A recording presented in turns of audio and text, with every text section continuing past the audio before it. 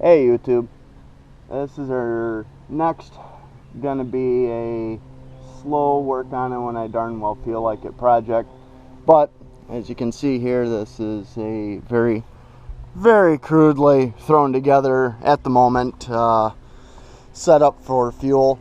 But what I've acquired is a 6,000 watt Generac alternator powering Lombardini diesel generator. I found at the local fire department they were selling it, and so I picked this up for $400. They say it has like 30 hours on it. It was used on one of their rescue utility trucks, so it went out, but they used it for running lights and such, so not too much usage. Problem was it was retrofitted to be permanently mounted to their fire truck, and thus has no electrical system, no fuel system, none of that. All the controls have been cut off.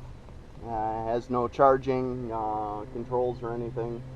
It's basically at this point a starter and a generator, and there's no way to connect anything up.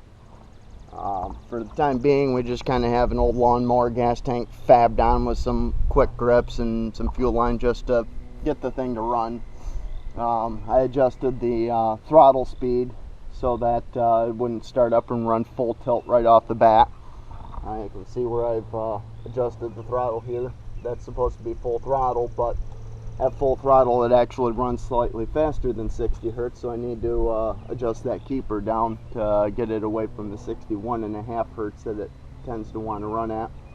And here you can see where it used to have battery power, and then this was the tie-in that they tie it into the fire truck to give the truck power, but all that's going to go away. Runs pretty good. Like I said, it's got no electrical system or controls, so I'm not able to actually run the thing like it should be. So I have a little UPS battery I've salvaged just to energize the fuel cutoff solenoid, bypassing the oil pressure switch, because I don't have any bypass controls to get it to start otherwise, and it's very difficult. It's got a couple of fuel leaks at this point, and that diesel fuel has gone down and eroded and disintegrated the rubber mounts. So at this point, the motor's actually only held on to the generator frame by one mount, so it just kind of sits there at this point. But I figured I'd at least show you that it runs, and this is what we're starting with. Again, this is going to be a work on it when I have time. It's not a huge pressing issue at this point. I've got a couple other generators, but I've always just wanted to have a nice diesel generator for the long extended power outages we seem to get in our neck of the woods. And they always seem to be on nice, clear, sunny days when we get them. So, well, you know, kind of nice to have air conditioning. So, we got this beast. So, without further ado, I guess I'll give her a nice start for you here. Not the power, not the negative, click. Huh. Stand up. Nah. Oh, jeez. There we go. Compression release hadn't engaged yet.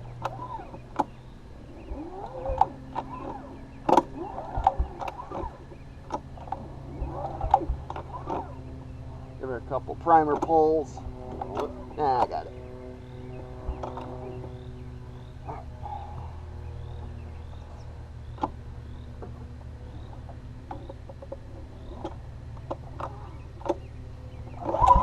Oh shit. This thing, no, I got it. I got it yesterday. Maybe you do a better angle to pull on it. I don't remember how I actually did this yesterday. Oh, yeah. No, I actually did it that way, but that's alright. Alright, here we go. Oh. What the hell? I had this thing running first time yesterday. Where's my compression?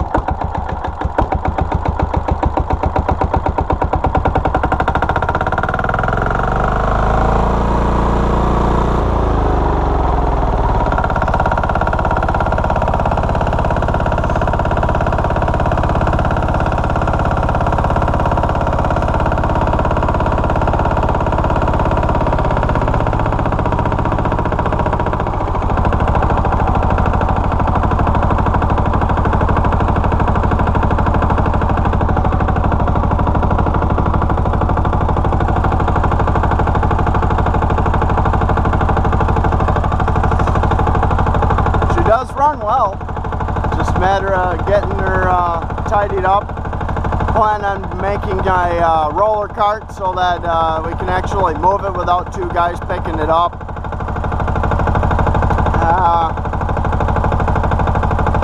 She's pretty well ready to go, just need to do a lot of small stuff.